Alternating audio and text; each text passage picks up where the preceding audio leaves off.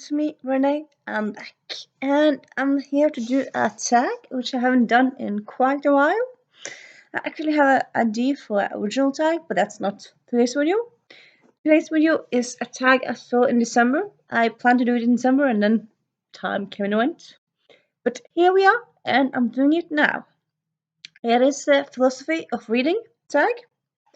So it's one of those tags where it's more about talking about reading, not specifically like talking about this title and that author, but those are quite fun as well. And yeah, of course, I'll link the what's the word again? I'll link the blah blah blah. I'll link the words creator in the doobly-doo. And yeah, let's start. Question 1. What's most important? A good character, plot, or message? Honestly, I kind of think you kind of have to have everything. Because, like, I mean, yeah, honestly, I think it's too hard to choose between character, plot, and good character. So I suppose what I could do, I could actually put away plot, because even though I want things to happen, like if there's a book where there's not much plot, but there's very interesting characters and the message is interesting, I will still enjoy it. But if there's a book with a lot of plots, but the characters are uninteresting and there's no really clear message, I'm just kind of why? So yeah, I can't just choose one of them, but I'm gonna say I'm gonna choose away plot and enhance character and message. Because yeah, like even books where romances where there's not like it's set in modern day and this kind of at the surface seems ordinary. If like even a romance like that, even if it has no message, it won't be good. You kind of need some sort of message. Even if it's some kind of cheesy thing like be yourself or everyone deserves to be loved, which I suppose in a way is what romance books are meant to be like. Everyone gets their happy ever after. Some of them second chances and stuff. But yeah, like even yeah, some people go around talking about how romances it's no, it's not cool. You're just kind of looking down at people who love romance because no romance, that's just trashy and meaningless and blah blah blah blah. Well, no, the romances do have messages as well. Yeah, and honestly, yeah, a book with no message, it doesn't work. You need some sort of message in a book. If not, yeah, it wouldn't work at all. So yeah, that's what I'm saying there. Not answering it. Well, answering it slightly. But yeah. Prompt true or question two? What's the difference between prompt and question? It says question. Anywho. Should one read books about ideas and opinions they disagree with? Yeah. So yeah, this book tag is kind of it goes real deep. It's and yeah, pretty quickly it goes real deep there. And yes and no. Like I don't really like football or sports in general, but I might pick up a book about someone writing about football if it's funny or if it's a book. If it's a romance that happens to be filled with football, I might check it out. So, like, I mean, yeah, you can't just be in your own bubble and just read what you love. You have to kind of go out outside your comfort zone. And of course, like, if you want to understand where people are coming from, you could read non-fiction book about people who I don't know, people who believe that climate change isn't real or stuff like that, even though it's quite certain it's real. But then on the other side, like, there's also like a certain limit to it, like different opinions, yeah. But if there's some weird people who like go around thinking that the whole Holocaust never happened, yeah, and that's nonsensical. And reading books with those opinions and those ideas, it's just a waste of time because I mean, yeah, they just live in under a big purple rock. I mean, believing that the Holocaust is didn't happen is it's unbelievable. Even though I suppose you have to believe it because those people exist. But yeah, I mean, yeah, there's two sides to every story, but then again, it doesn't mean that the other side is right or is smart in a way. Like, for example, if valuing of it, but yeah, for example, like something as simple as colors. Some people believe that blue is beautiful, me being one of them. Some people believe that red is better. And like preference of color, that doesn't really matter. Like you can like what you like, and like the I love blue doesn't mean that if someone else hates blue that I should hate them. I mean, that's simply a different of opinion. But if someone says that something factual didn't happen, well, yeah, that's something else. You can't say, "Ah, you might have a point there." That's going, yeah. Then you're kind of living in Trumpy land, and no, no. So up to a point. Well, I suppose you can read books written by Trumpers and stuff like that if you want entertaining time, because yeah, they're not boring. But yeah. Question 3. As tech advances, what do you think will be a role of a book? Of a book? Of books? Of a book sounds a bit weird, but yeah, of books. Yeah, honestly, I'm kind of going to agree with Anna from Anna Shells. She was one. She was the one that she was the one that saw this tag from. She did it in December, and yes, she just put it so cleverly. Um, we have vacuums, but we still have brushes, so it's not like after the vacuum cleaner came, no one uses cleaning a brush. I mean, well, that's wrong. But I mean, yeah, like vacuum cleaners like electricity, and the other thing is with no electricity. What's it called again? Yeah, you know my point. So yeah, I mean, even though you have things competing, though I suppose they're not directly competing really. Well, I suppose sometimes they are, but like even though you have movies and TV series and gaming, there's still lots and lots of books being written every day. Lots and lots of amazing books being enjoyed every day. And yeah, I mean, people said like when the TV came in the 1900s, oh my god, everyone's gonna be idiots because we're just gonna be staring at screens all day. Which are we idiots? Well, some of us are, but yeah. And then when the radio came, it's like, no, no, we're gonna be idiots. And even when the book came, well, like, okay, so it was back in the old days. I mean, you always had stories, but in the beginning you had parchments. But then when you got Gutenberg, when you started printing books, when you had the printing press, the books became much more available. And around that time, women were actually put in the asylum for loving to read.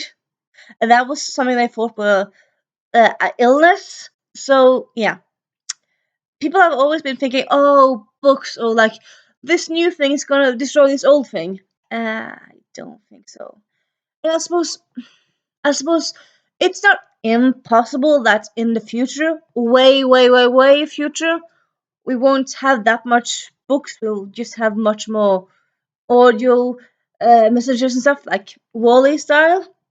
But that's a long way away. And like also like I think in a way books or like the hobby of books or kind of like the medium of books is kind of is in its very own genre because for example take movies. When people are born, well, this sounds a bit weird. Yeah, when a lot of people when we're born we see. I mean, if you're not blind or if you can't see, well, if you have working eyes, you'll see very early on when you're a few months, a few weeks, but you start to evolve, and yeah, you'll see. And you'll be hearing pretty soon. I mean, you have ears, so you'll hear stuff. But reading, it's something that humans do, but it's something we have to learn. While watching and hearing, it's not well, we have to learn it, but it's not the same thing really.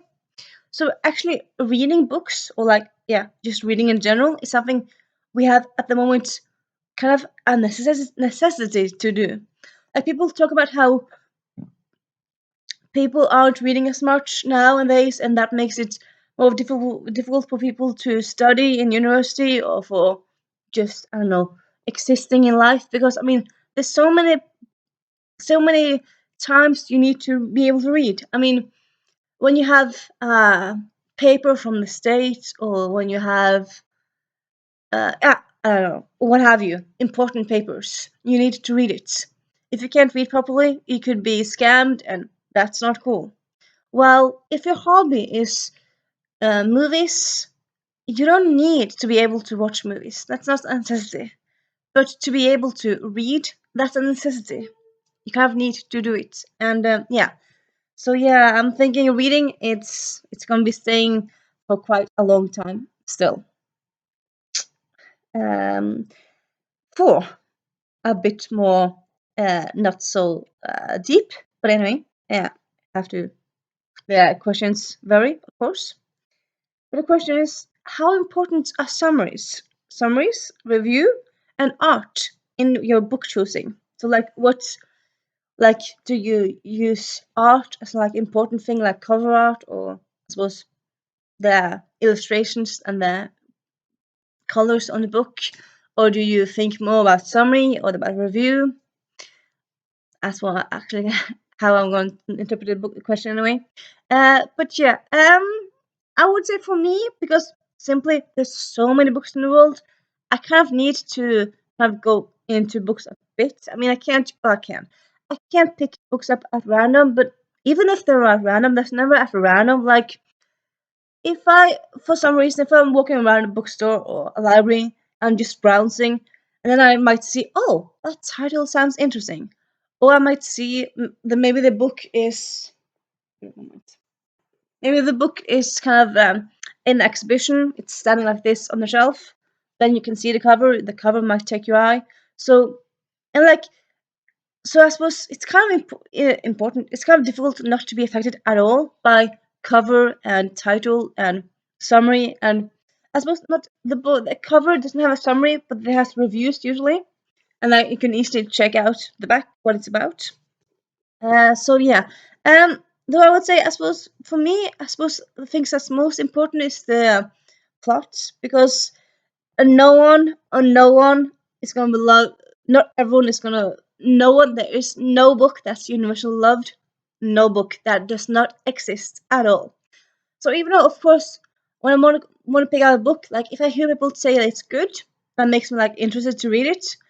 But if like 97% of people say that book was awful, but if the plot sounds interesting, I will probably still pick it up. And also that's kind of the same also, like if the cover is ugly, not that this cover is ugly, but if, yeah, a book, let's imagine this is a book, and if the cover is ugly, I will still I will still give the book a try, because I mean, covers and publishing is a mess.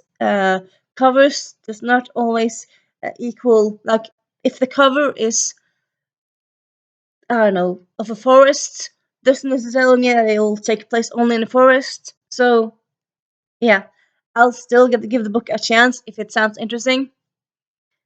Uh, but yeah, also maybe for me the most important thing is a plot. Like if the plot doesn't sound interesting, I won't probably pick it up. Yes, if people say the summary sounds weird, but you have to read it still because the people published a weird summary on the back of the book, I suppose I might still read it. If it's about an author I still enjoy, I might still pick it up and try it. If people are saying how it's doing something new in a cool way, or it was also like if the cover is just so unique, I might still pick it up. But yeah, I think for me the plot is the kind of main thing, and then the cover, and then review. But all of those are important. But yeah, that's how I defer them. Defer them. That's how I evaluate them. Yeah. Blah blah blah. Should one ever skim or scan a book? Should one ever skim? I know a skim book. What? What's scanning a book? Scan. Isn't that the same as skimming? Maybe scanning is more very very quickly. I don't know. I would say depends on what your purpose of reading is. Like if For example, I work in a bookstore. Brag, sorry, humble brag. Sometimes kind of it's um it's prudent, but yeah, I work in a bookstore, so it would be prudent for me to know that the books that we're selling, the new authors, the best-selling authors, the different series, etc., etc. So yeah, even though I can't, of course, I can't read all the books in the bookstore. That's impossible. That's never gonna happen. But having read a bit in a book X, Y, and Z could be good because then I could say, oh yes, this book is told from this point of view. It's myself. I thought it was funny, or yeah, I can say something about it other than like just look at the back. I can say something about the book, so it's easier to talk about. If people are asking, this book, is it this or this? And then I can say, oh yeah, this book has it's a locked room murder mystery. It has Agatha Christie style. I enjoyed it very much myself personally. Like you could say something about it. Of course, if I enjoy it, I'll read it the normal way. But like if it's a book that I'm thinking like it's interesting, but I think like it's a bestseller, I'll still skim it because then I'll kind of be able to talk more about it to customers. And yeah, so of course, like if you're reading a book for school, you kind of, I suppose if you're reading a book for school, I suppose you kind of need to read thoroughly. Well, I suppose it depends also on assignments. If your assignment is like the mystery genre or something genre, then I suppose you can like skim read and like focus on the beginnings or endings because if it's that you're working on. But yeah, but like for your own personal reading, honestly, I would say like go with how you think you enjoy it myself. Like if you're reading a book and you like it and then think, oh, it's not that interesting, then you might skim it, and then after a while you might read it more intensely, read it more normally. Like myself, for example, like if I'm reading a book and I see, oh, this scene has a rape in it, or this scene has lots of violence. Yeah, I'm not really that bothered with it. I'll skip it till like I can see that the scene is over. So I suppose that way I'll scam reading books. But also, I feel like it was something else. So yeah, and so that also might make me DNF it, or that might make me, I suppose, just read books faster. I don't know, but yeah. So I would say like skim or scan books. It's up to you with it. I mean, it's just personal. Like if I DNF books and you don't, I'm not gonna nag you for not DNFing books, and I'm not gonna tell you how to read your books. So yeah.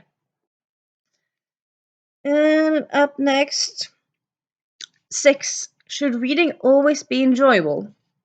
I suppose this also is kind of an interesting question because this one it might make you think, okay, so every time you read, you should be able to smile and laugh and just enjoy yourself in like that surface level way. And I would say yes and no. I mean, nothing bad with reading to be in better mood, but I would say like also as Anna from Anna on the Shelves talked about, if I'm reading a nonfiction about a war or about genocide or something awful, it doesn't really make me in a better mood, but it will make me. I'll be. I might enjoy it. That's weird. I might like the experience. I suppose in a way of better saying it. I might like the experience because I'm reading about something that I find fascinating and that I want to learn more about. And yeah, so I suppose no, reading shouldn't always. Well, then again, like if you don't want to read nonfiction, I'm not gonna force you. If you don't want to read difficult fiction book, I'm not gonna force you. But if you read those kinds of books sometimes, I suppose the better word for it then is being you should be fascinated. You should start thinking about the world and you should just be baffled in an awful way because I mean, oh my god, why did this happen?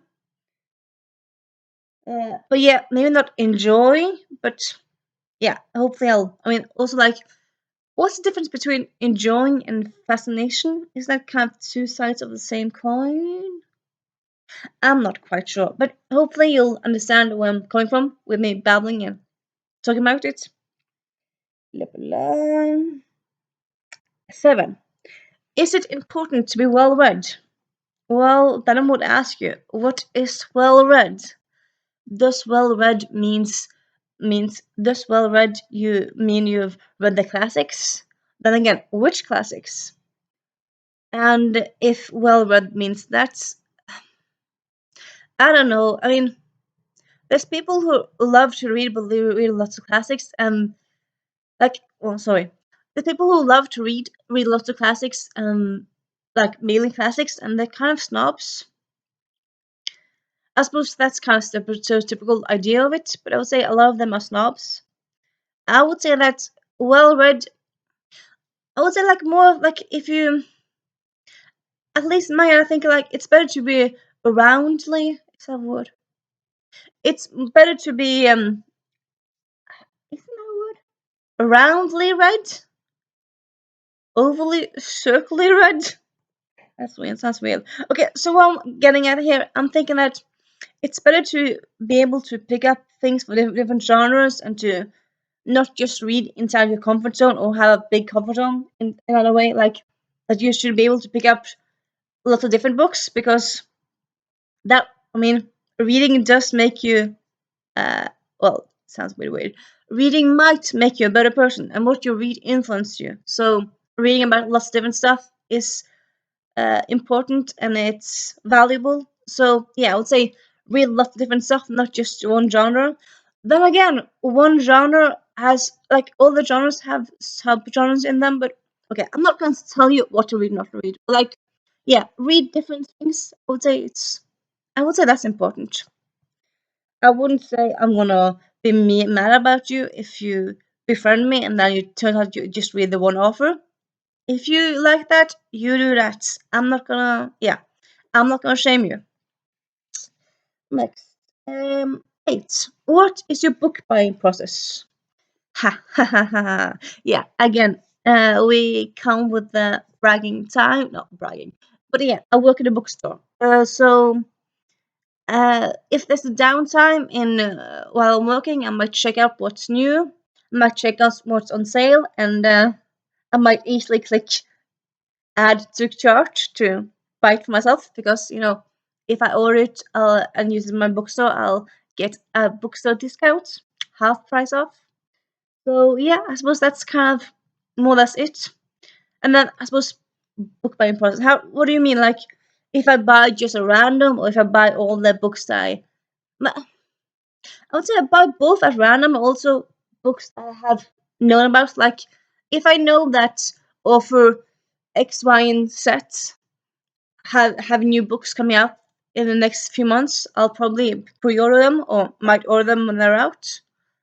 But like if I'm just kind of browsing around and I see like, oh, that title sounds interesting, or that cover looks cool.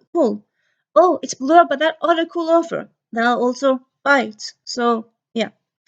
Also, yeah, I, I tend to buy pretty often because the bookstore discounts. So yeah, I did recently buy new bookshelves. I have another bookshelf over there because of my many books. I have a new bookshelf in my living room, not living room, my bedroom. So yeah, kind of says it all, isn't it? Yeah. What is your reading process? What is your reading process? That sounds so academical. What, my dear friend, is your reading process? What is your reading process? I'm trying to look professory. Maybe it looked a bit more flirty. Okay, this is better. What is your reading process, young woman? It just sounds like such a such a heavy, in a way, worded question. But yeah, my reading process, well, I suppose it could be answered in a lot of different ways. Maybe I might have should have checked out the first originator's video first. I didn't. Anyway, I like to improvise. But yeah, my reading process. I like to have at least one book in my bag. I have in one book in the living room, one book in my bedstand. At the moment, I have like 10 books in my bedstand. But yeah, I'll pick books up and I might, like, I'm a very mood reader, so I'll pick it up, I'll read a chapter, and then I might pick it down and then read another book and then finish that book. Or I might read a chapter in that book and then read something else. Or I might be in the mood for audiobook. So I mean, yeah, I'm a mood reader, so that's kind of difference. Like kind of difference that kind of shapes my reading. But also, like, I suppose reading process. Like, yeah, sometimes I might be in the mood for finishing a book, like in one sitting. Sometimes I might just read one chapter. Sometimes I might read one page.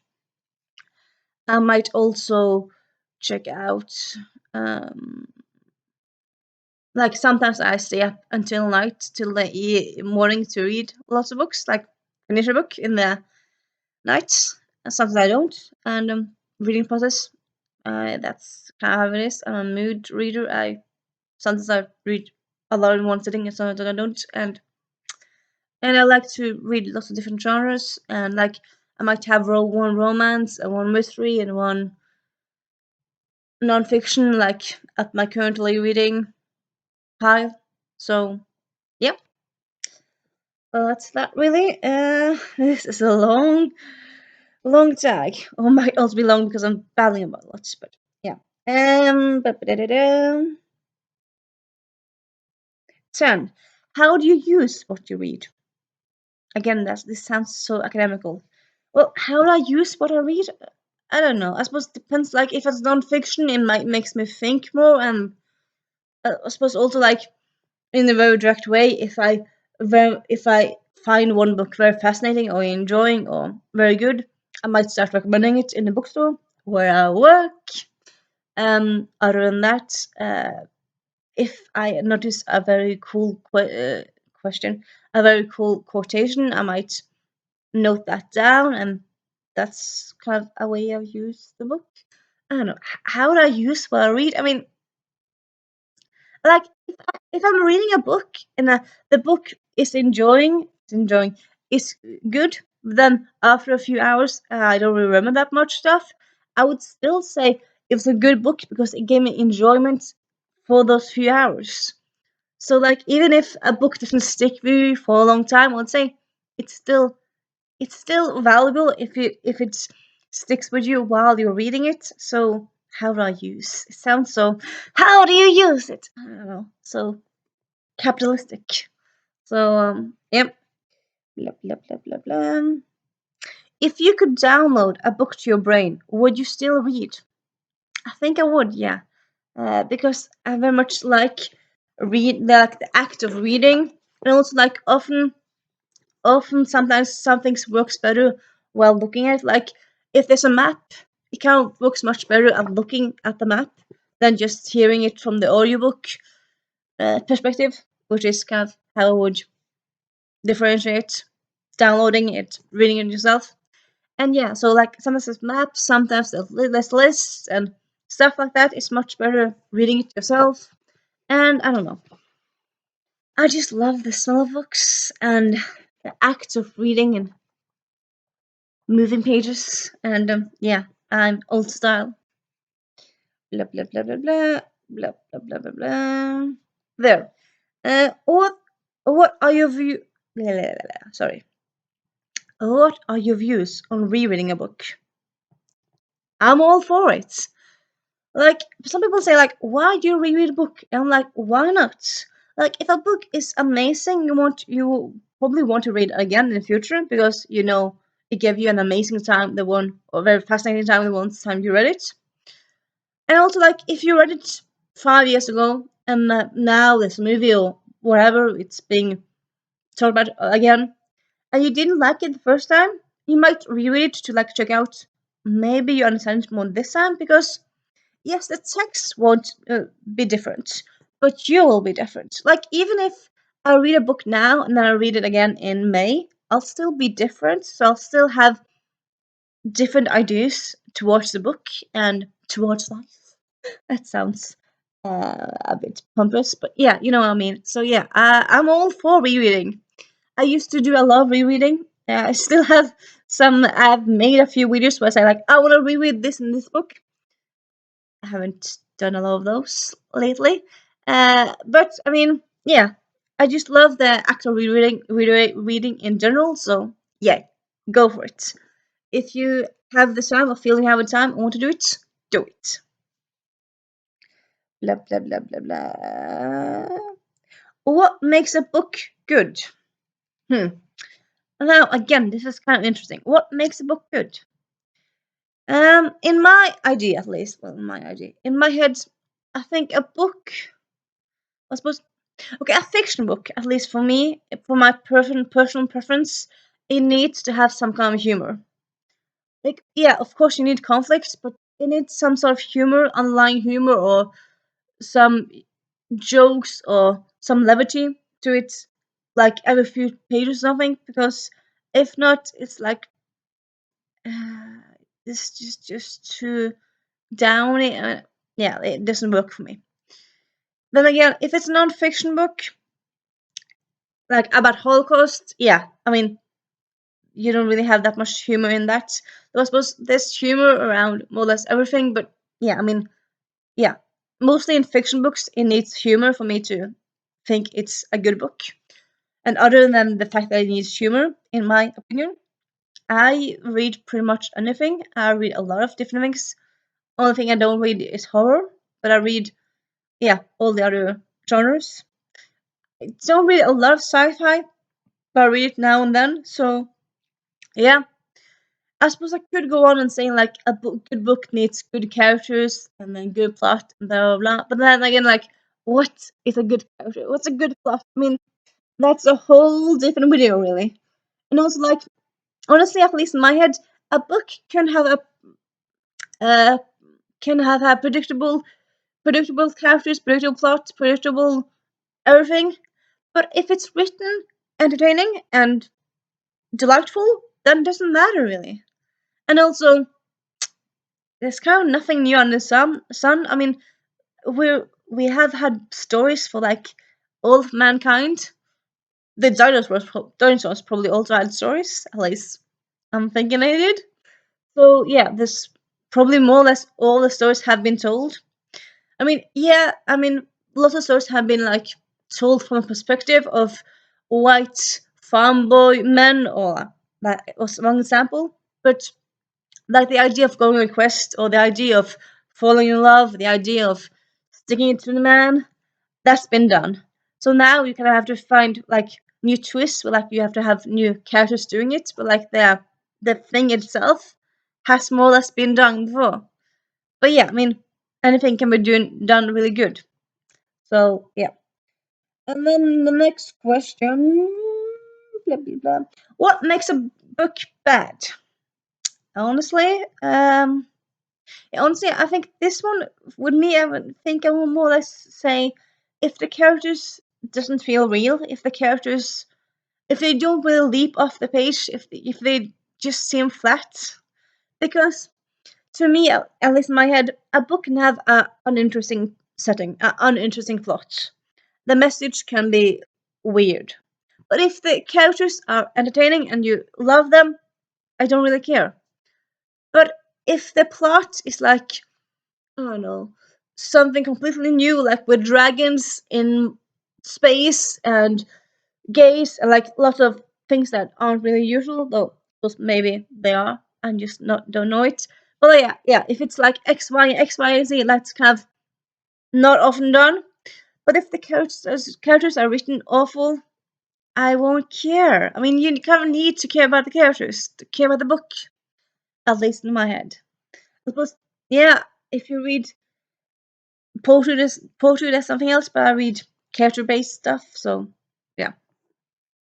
Blah blah blah blah blah. How would you feel about not finishing a book? Okay. I mean, I'm only on this earth for a finite amount of time, limited amount of time, and I love to read. Even though sometimes I read less, I love the act of reading. So forcing myself to finish a book that I'm not interested in, that's I mean, then you're using your time on a book A that's eh, when book C over here is much better. Why wouldn't you just stop reading that book and then enjoy this book? Easy as that, really. So, yeah. Blah, blah, blah. 16. Should the author's personal life matter at all?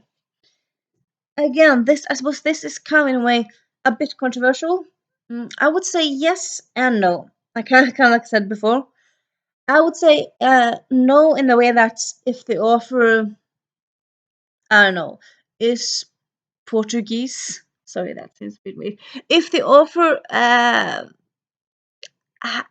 if the okay, yeah, I'll just say something else on everything. Okay, yeah, sorry. If the author is Portuguese, because I don't think I've said this before, but yeah, honestly, Portuguese it's an ugly language. It's well, I haven't heard all languages in the world, but yeah, Portuguese it's not nice. So like, yeah, if the author is Portuguese and doing all these interviews, like saying how the Portuguese language is so beautiful, but still, if the author is writing good books, then yeah, I'm still gonna read the books. But if the author is going around saying, I don't know, trans people aren't real or gays should not exist or something like that, then no, that's not cool. I'm not supporting them. And I said that there's a difference between the work and the art, and true.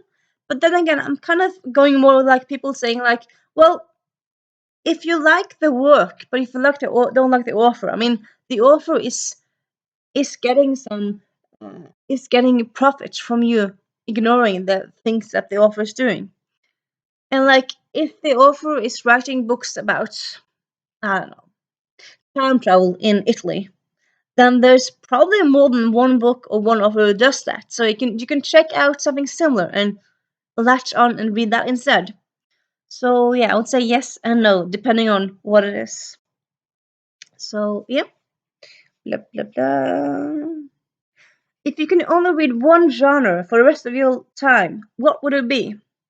I would say fantasy because you can have so much in fantasy. You can have urban fantasy, romance fantasy, or fantasy with a lot of romance aspects. I mean, what's the difference between romance with a bit fantasy? Like Twilight, is it fantasy or is it a romance with some fantasy in it?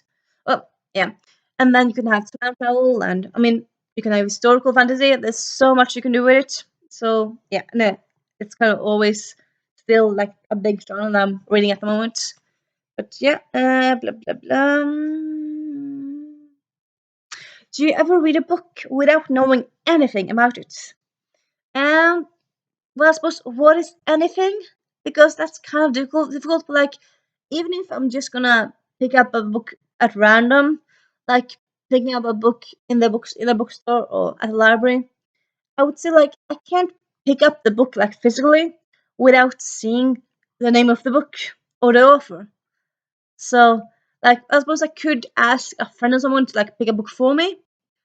But like even if I did that, the thing that you do when you open your book before anything happens, you always have a title page where the title is there on the page and then the author. So and that's before the book starts, the plot starts. So you can't honestly start a book without knowing anything. That's not possible. But I suppose you're probably more asking like, do I pick up books I don't know much about? Yeah, I do that sometimes. I mean, at the moment, I kind of have my fingers everywhere in the book world. I check out book reviews in Norwegian. I check out book reviews on BookTube and different places, so I know a lot about books that's coming out. But there's still some books I haven't heard of that I see in a bookstore. Like, you seem cool, and yeah, if they seem cool, I'll pick them up. Easy as that, really. Blah blah blah. Ba-ba-da. What author, genre, series, or culture? Or culture? That sounds a bit weird to ask what culture you can't get into. Why would you add that word into the question?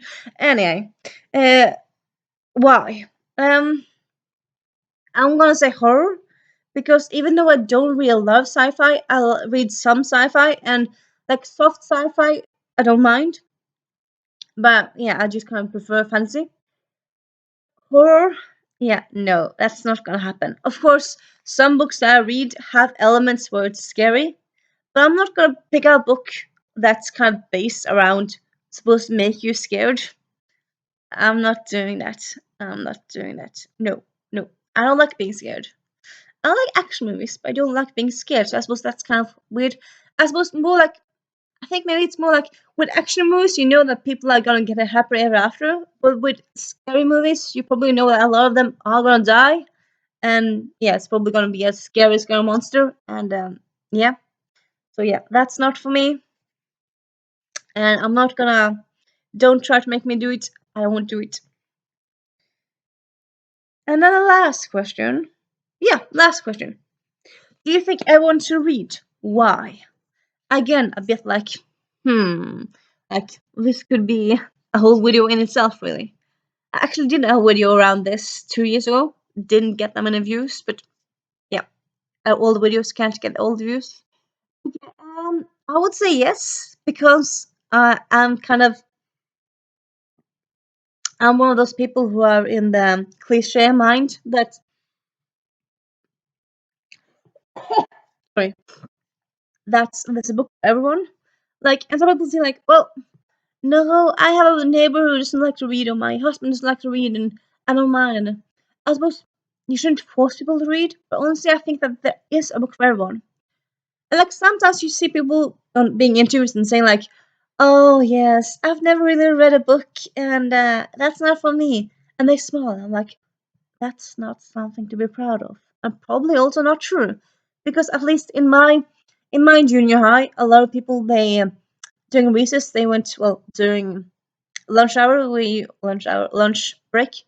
Often people would go to the library and they would pick up Guinness World of Records. Those are words on a page, and that's a book.